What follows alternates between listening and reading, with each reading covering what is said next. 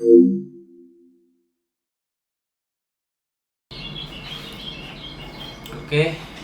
saya buka.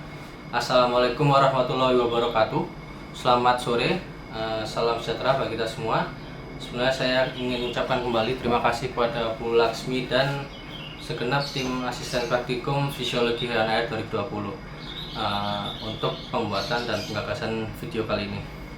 Lalu mungkin melanjutkan dari video sebelumnya juga, bahwasanya diadakannya video peraga ini untuk dilakukannya praktikum untuk melakukan praktikum secara daring.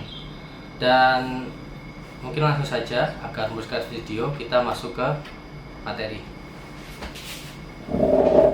Oke, masuk ke materi minggu ini, yaitu fisiologi hewan air dalam ekotoksik, atau di buku kalian ditulis ekotoksikologi, di mana dalam ilmu ini adalah mempelajari tentang bahan pencemar yang ada dalam lingkungan, sehingga yang diharapkan dalam praktikum kali ini adalah tujuannya kita mengetahui cara adaptasi ikan dalam atau bagaimana tingkah laku dari hewan air terhadap lingkungannya yang tercemar, seperti itu. Toksik atau bahan pencemar di sini dalam praktikum FAA ya kita bahas dari dua macam limbah, yaitu limbah domestik dan limbah non domestik. Secara kata tadi, limbah domestik yaitu limbah yang dihasilkan dari sisa hasil kegiatan dari rumah tangga ya, yang ada di rumah kalian, seperti bekas cuci piring, bekas cuci baju dan sebagainya, sabun-sabun itu, lalu ada minyak jelantah dan sebagainya.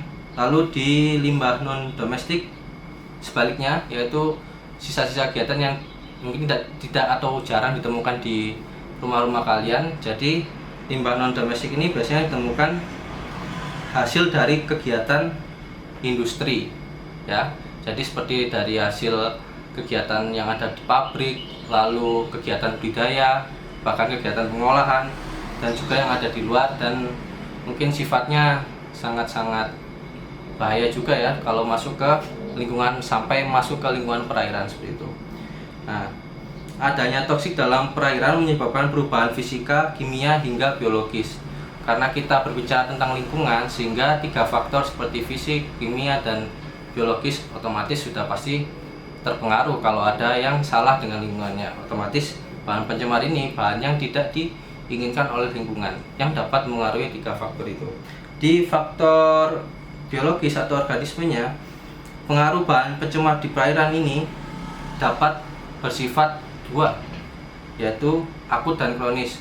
Kalau dari akut ini sifatnya sangat mematikan, sangat mematikan. Yang dimaksud mematikan seperti ini, yaitu adalah dengan dosis sedikit itu bisa mematikan jaringan sel yang ada dalam tubuh ikan itu hampir keseluruhan, sehingga terjadi kematian dalam ikan tersebut.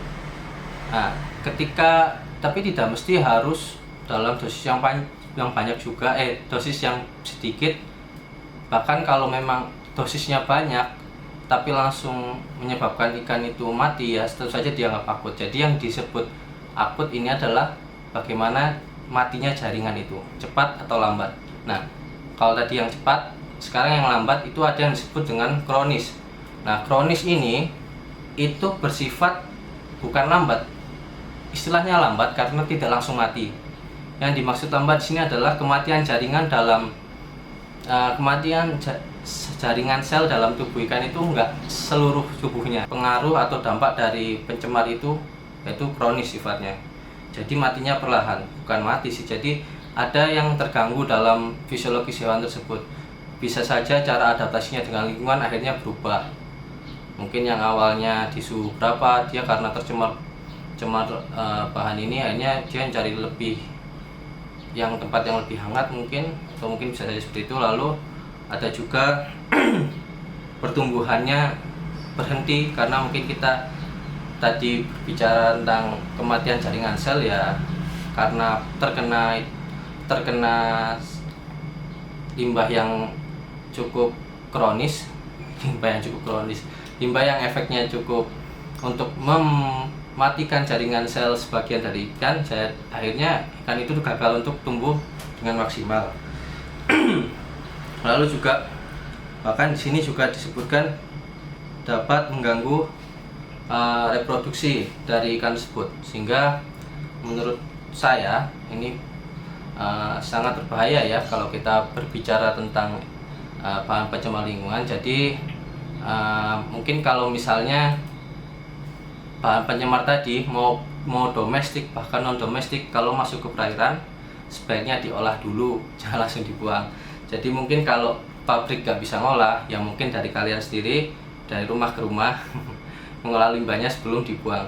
Oke, sekian tadi materi sedikit saja, nanti kita langsung lanjut ke alat dan bahan. Oke, langsung saja masuk ke alat bahan.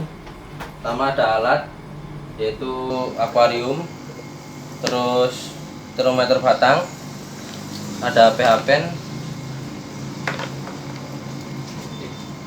terus udah itu dulu untuk alatnya. Mungkin sama seperti kemarin ya, kayak ada heater dan dan aerator juga untuk kontrol ikan aja biar sehat. Lalu langsung masuk aja ke bahannya sesuai yang ada di materi di PPT. Mungkin ada deterjen ini maksudnya limbah ya, jadi ini bekas cucian baju mungkin tadi saya ambil. Ini ada sekitar 1200 2 botol ya, berarti 1,2 liter.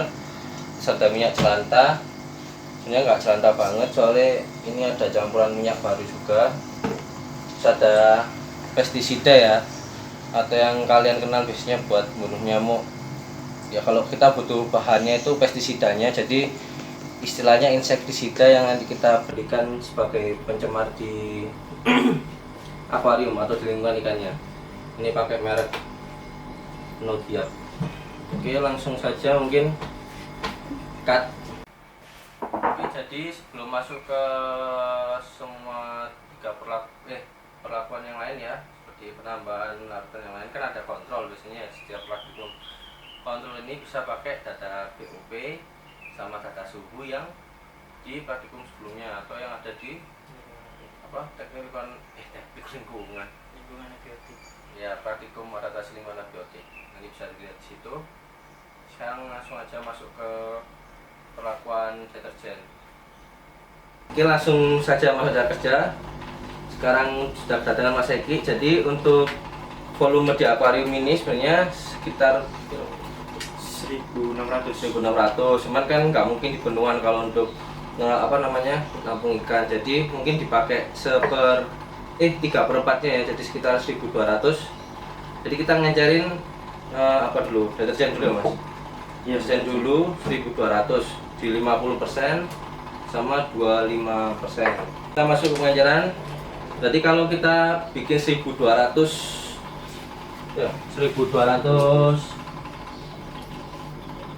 larutan deterjen, ini ada 600 ya, dalam satu ini 600 ml.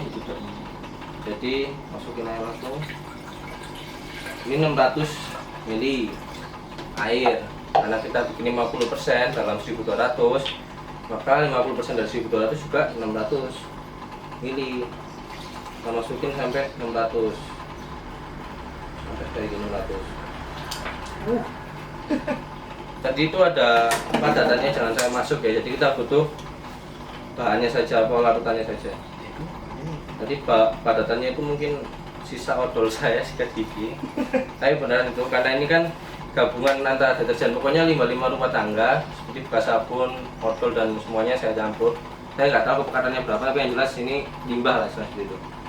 Saya masukkan 600. Tadi padatannya jangan sampai masuk. Ini 50% dapat ya. Terus karena tadi itu yang 50% yaitu 600 sama 600. Sekarang masuk ke 25% ya, yang ini 25%. Berarti ya setengahnya ini aja, langsung 600, jadi 300 ya. 300 deterjen, berarti 900 air.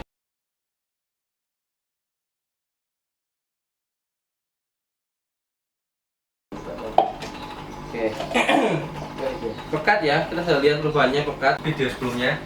Nanti waktu 15 menit pertama ya saya pelankan percepatan videonya, nanti kembali cepat, lanjut lagi ke menit terakhir 30 cepat lagi. Tapi seandainya di tengah jalan ikannya mungkin mulai apa ya, mengalami tingkah laku yang berlebihan atau yang tidak seperti ikan kontrol, nanti saya akan perlambat, kalian amati lagi tingkah lakunya. Juga kalau misalnya ada kematian sebelum digabungkan, ini saya juga belum bilang. Jadi jelas ya, tujuan utama kalian mengamati tingkah laku seperti adaptasi bawah tahu Marin, yang jelas pengamanan tingkah laku. Ya, jadi kita mulai. Mas Eki yang 50%, saya yang 25%. Oke, ini bisa lihat di sini. Langsung saja kita mulai dari sekarang. Ya, jadi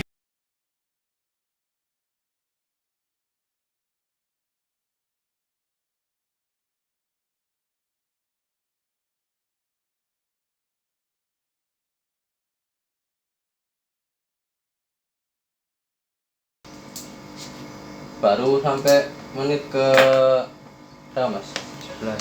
11 ya. Ini udah 1 menitan kita nungguin, ternyata nggak ada pergerakan. Tapi selama ini bisa kalian lihat juga. Tapi selama berapa di Mas? Dari menit ke berapa?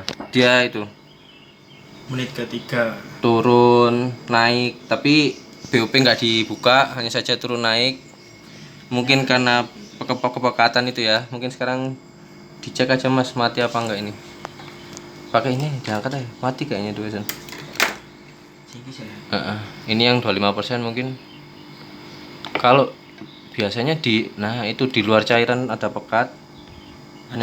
Ada lendir itu dia berarti osmosis. Tekanan apa ya namanya? Di luar dan dalam ini lebih pekat, istilahnya seperti itu daripada di luar.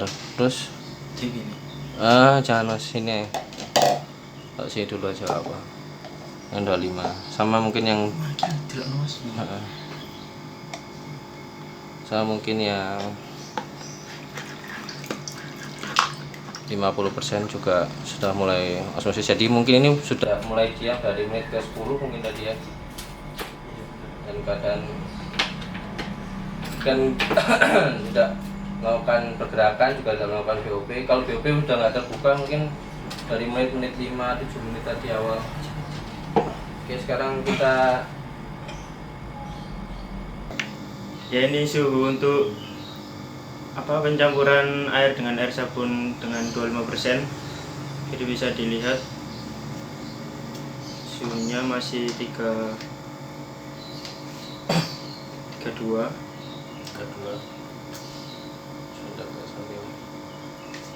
Terus untuk yang 50%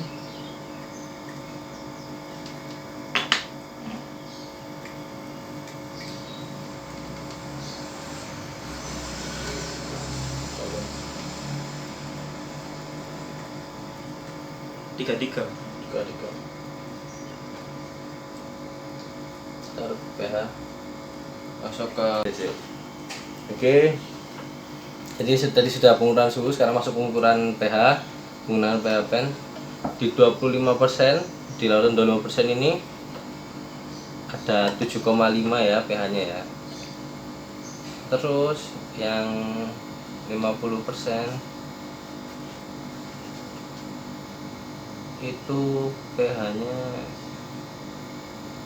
8,9. Nah, rekam enggak? Ya ada 8,9. 9 pas nah ini. 9 pas. Ya, kalau itu mungkin sudah. Tadi yang 25 mati di menit berapa? Yang 25 mati di menit ke 4 ya. 4. Kalau yang 59 Juru balik ya yang jadi tadi kematian ikan di menit 4 sama 9. Yang 4 itu ternyata yang dengan konsentrasi 25%, terus yang 9 itu yang 50%. Jadi ini kan berbanding terbalik sama yang ada di teori, ya kan? Bahasanya lebih pekat, mungkin lebih mati. Cuman kita juga nggak tahu kadar dari deterjennya masing-masing. Tapi yang jelas mungkin di luar itu juga bisa jadi pembahasan ya. Dari ikannya sendiri. Mungkin sebelum saya masukkan, saya pas beli di tempat jual ikannya sudah mungkin sakit atau fisiologisnya kurang optimal lah untuk dilakukan apa istilahnya, kondisinya lebih baik yang 50 daripada 25, itu bisa jadi perbandingan juga. Oke mas, kalau gitu lanjut ke apa ini aja ya, makeup kita apa disinfektan. Oke, langsung aja masuk ke pelakuan pestisida ya, atau pakai larutan ini pembasmi nyamuk komersial. Tadi ini 50, ini 25, berarti ini butuh, kalau ini mau bikin larutan 1200 ml butuh berapa mas? Itu airnya 600. Ininya 600. Oke, tadi kita akan kasih 600.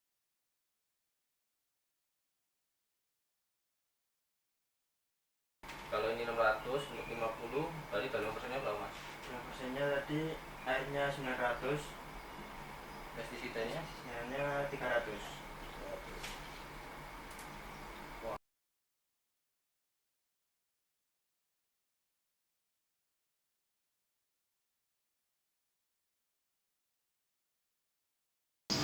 Oke, langsung aja masuk ke perlakuan kedua, yaitu pestisida.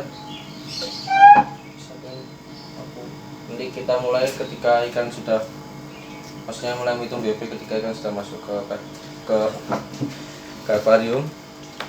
Kamu 50% ya, aku 25%. Perlakuan kedua enggak megang lagi, dimulai dari sekarang. Oke, pertama.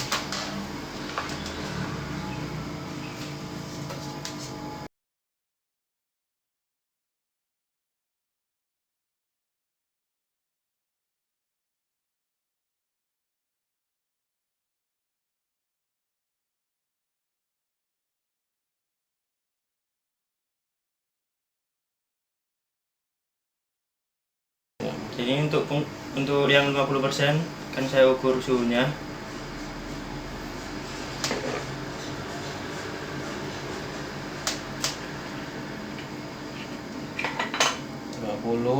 Yang 25 ini masih hidup, cuman BOP-nya nggak dibuka. Masih hidup nih. Berapa ya mas? Untuk suhu yang 50% ini 34 ya, 34 derajat Celcius.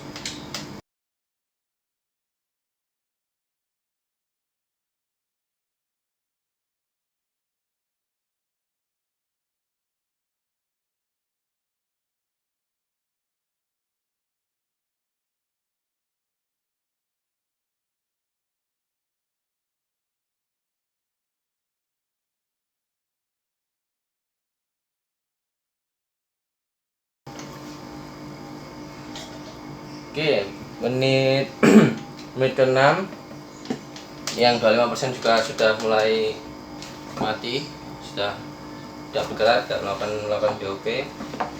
Jadi ya udah, kalau gitu Suhu nih, oh ya, suhu masih cek lah. Masuk ke pengukuran suhunya.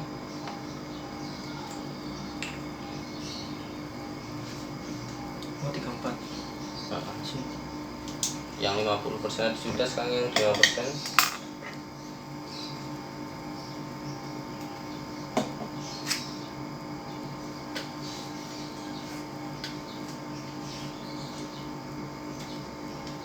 Tiga. Oke, masuk ke pengukuran pH dengan pH pen. Kita masuk ke 25% dulu. Ngukur 25 konsentrasi 25%, pH-nya itu berapa mas? 6,5. 6,5. Oh 5,5. Terus ini yang 2%, kita pindah ke yang 50%.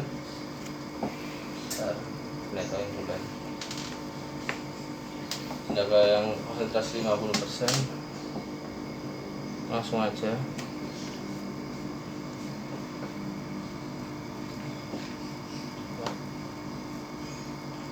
Berapa nih mas? Yang 50%.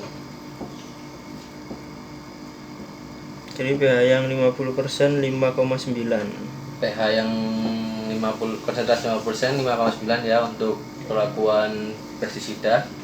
Kalau itu selesai yang perlakuan kedua ini, kita lanjut ke perlakuan berikutnya yaitu minyak selanta. Ya, langsung aja mas. Oke, masuk ke perlakuan ketiga ya, keempat ya sebenarnya kalau sama kontrol, yaitu kalau minyak selanta. Karena minyak selanta cuman yang tersedia di rumah saya hanya 600 ml, jadi ya 600 ml, jadi larutan totalnya enggak seperti yang awal tadi ya, yang di 28 sebelumnya kan 1200. Biar pas dijadiin 800 ml total satu akuarium itu, tapi dengan airnya jadi cincin berapa? Kalau 800 ml, kalau 50% berapa? 400. Ini 200. Oh iya, 200 ya minyaknya ya. Oke, berarti yang untuk 50% 400 ml air, 400 ml minyak selanta.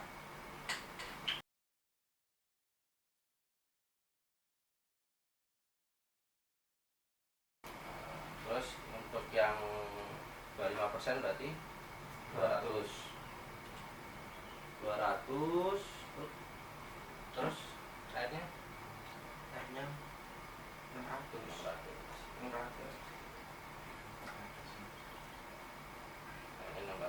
Tadi terlihat yang lebih konsentrasinya lebih pekat, yang mana kelas yang konsentrasinya lebih besar.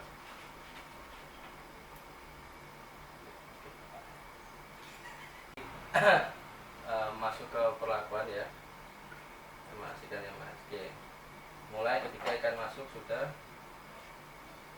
mulai masuk ketika ikan masuk ke akuarium ya mas, tapi muis tuh warga.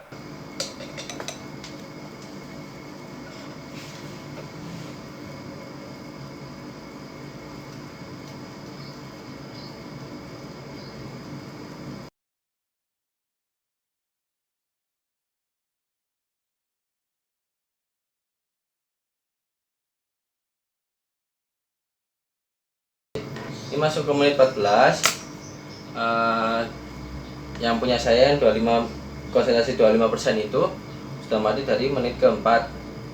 Entah kenapa, tapi yang jelas maksudnya apa yang ada dalam minyak selanta yang ada di rumah saya, tapi yang jelas yang 50% masih hidup, yang 20% sudah mati, dan perbedaannya terlihat dari airnya ya, beningnya ya.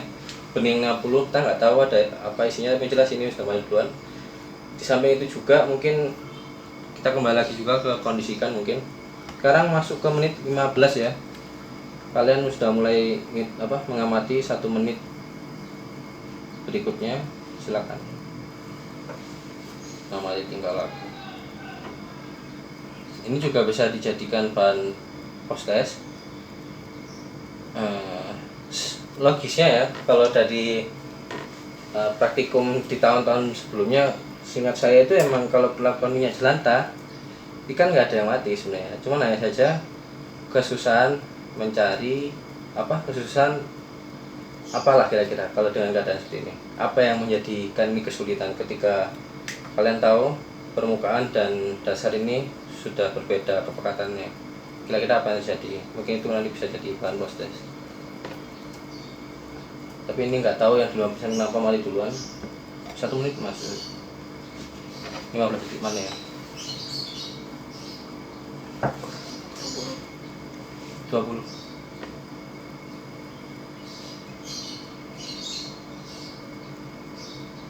Oke, 5 detik lagi. Video akan kembali di cepat. 3, 2, 1. Oke, pengamatan di menit 15 diselesaikan dulu.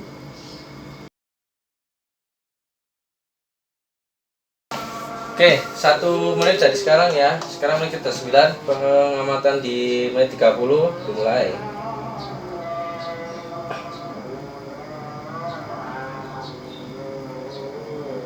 Mungkin ya, nanti setelah 30 menit selesai di 50% ini, di 50% dipindah ke sini aja ya mas, coba ya mas. Coba ya.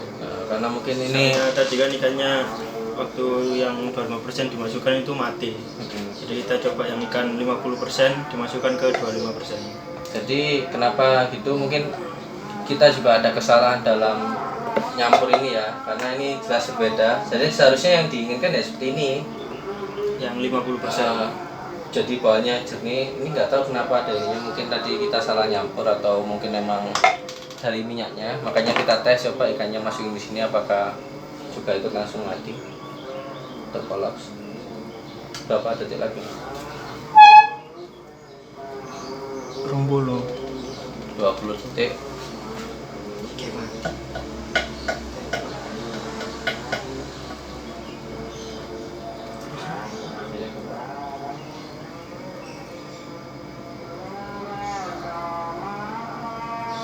Lima detik ya. 3, 2, 1.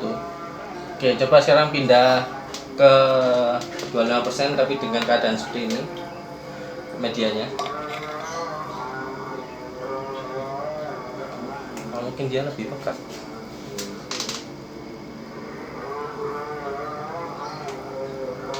Mungkin lagi dipercepat lagi nanti videonya sampai ada mungkin tinggal laku yang aneh dalam 3 menit ya.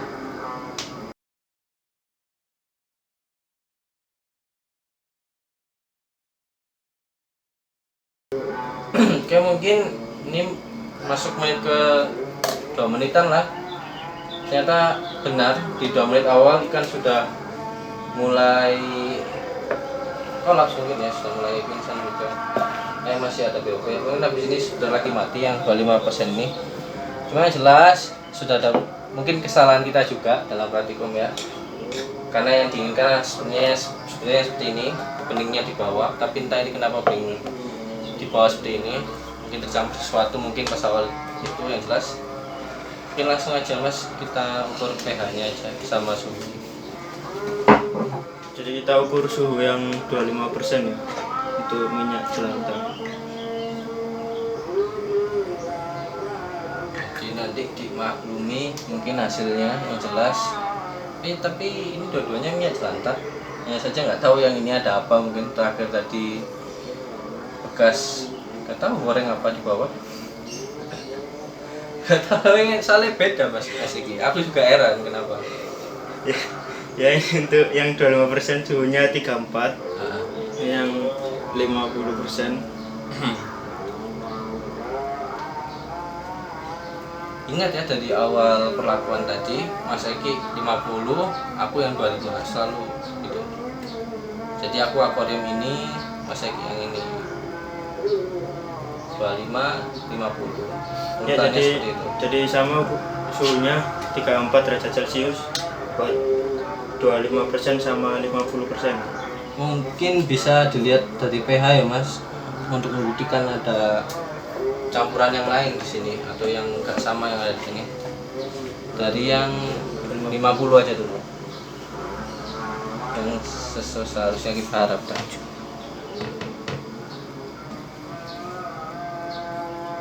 Kalau di minyaknya berapa? Mudun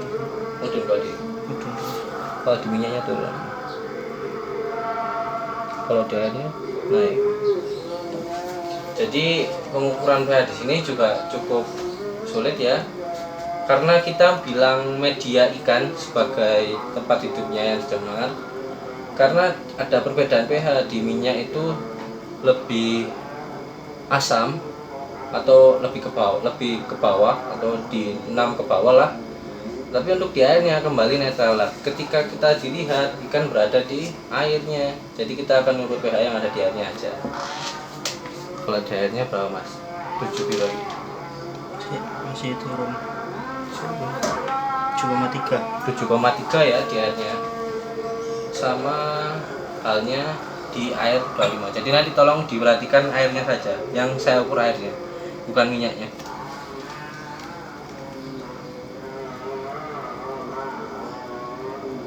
Jadi ini semua sudah tahu ya kenapa minyak sama air itu tidak bisa nyatu ya. Mungkin nanti bisa ditambahkan di pembahasan. Nah ini justru air yang ada di 25% itu basah. Jadi jelas ini mungkin tercampur sesuatu. Entah saya nggak tahu apa, tapi yang jelas dari hasil pengamatan tingkah laku tadi juga jelas-jelas perlakuan 25% sudah mati dengan keadaan seperti ini ya. 25% sudah mati mulai menit keempat, lalu ini nggak mati ya, 50% nggak mati. Tapi ketika yang ngawur dipindah ke sini setelah 30 menit mati. Jadi harapannya seperti itu, maksudnya untuk 50% itu menurut saya oke, berhasil seperti ini. Tapi entah yang 50% nggak tahu kenapa. Oke, tadi mungkin sebelum masuk ke pembahasan laporan, ini tadi bener kayak kata penjelasannya Mas Eki ya, kenapa kok di perlakuan terakhir tadi yang ketiga ini gagal karena tercampur ini, mungkin ada apa nih Mas kalau bilang? Mungkin tadi kan ini nuang minyaknya itu dari yang 50% dulu. Jadi di minyak sendiri kan pasti ada endapan di bawahnya. Jadi yang 25% tadi sisa-sisanya. Jadi mungkin dari air yang tercampur ini dari sisa endapan minyak tadi. Jadi kemungkinan ada endapan yang mungkin sifatnya bukan minyak jelantah lah ya, seperti itu, entah yang apa ada di bawah tadi. Tapi yang jelas seperti kita balik ke bab ini, yaitu pencemaran perairan. Jadi kan kurang lebih istilahnya bahan-bahan seperti disinfektan atau pestisida, lalu minyak jelantah yang kita ada di rumah tangga, maksudnya di dapur-dapur kalian, terus sama deterjen tadi, itu semua kan benda-benda atau bahan-bahan yang langsung buang gitu. Jadi kemungkinan kalau misalnya ikan terpapar oleh pencemaran yang kita nggak tahu ya, limbah ini isinya apa aja yang ada di situ, ya seperti itu kemungkinan. Termasuk ini yang belum tadi yang kita nggak tahu kenapa kok tiba-tiba mati, padahal dia 5%. Jadi mohon maaf kemarin Mas Eki keburu maghrib, jadi nggak sempet kita bahas tentang laporan dan juga post-test. Jadi kalau gitu berakhir juga sudah setiap perlakuan dari praktikum ekotoksikologi. Lalu mohon maaf atas kurang lebihnya dari setiap rangkaian praktikum, dari penyiapan bahan hingga pengamatan hasil itu kurang maksimal. Dan juga mungkin kalau seandainya praktikum ini dilakukan di lab, karena kalian 12 kelompok ya, jadi itu rencana awalnya rentang konsentrasinya itu tidak terlalu jauh, tidak seperti yang kita lakukan yang ada di buku juga ya, 25 dan 50%. Jadi rentangnya mulai dari 0 kontrol ya, 0, lalu 5%, 10%, 15%, 20%, 25%, 30%, terus 35%, 40%, 45%, 50%, dan 55%. Jadi setiap kelompok dari 1 sampai 12 itu rentangnya mungkin 5%, 5%. Jadi karena rentangnya yang sangat tidak terlalu jauh ya, jadi sangat pendek itu, harapannya dapat didapatkan hasil yang beragam gitu. Jadi dari setiap bahan itu kita tahu konsentrasi yang sekiranya dapat menjadi batas toleransi ikan itu ketika hidup di lingkungan yang tercemar dari suatu bahan itu berapa. Itu awalnya rencananya. Untuk setiap hasil data yang sudah diambil seperti POP, lalu pengukuran suhu, pH, dan juga menit keberapa ikan mulai mati ya, itu nanti kalian bisa akses di file yang ada di link di deskripsi video ini. Lalu untuk post test, teknisnya sama dengan bab sebelumnya atau yang adaptasi lingkungan abiotik itu hampir sama. Nanti kalian dapat infonya lagi itu terkait post test di PJ kalian. Cuman mungkin soalnya akan lebih sedikit ya, karena kalian sudah pretest di hari Rabu kemarin. Mungkin 3-5 soal saja. Lalu berdasarkan video ini tentunya jawabannya dan juga soalnya. Terus untuk laporannya mungkin sama seperti bab sebelumnya juga. Jadi ditulis tangan, scan PDF, lalu dijadikan satu kelompok dalam folder, dikirim ke aspeknya masing-masing. Itu untuk laporannya.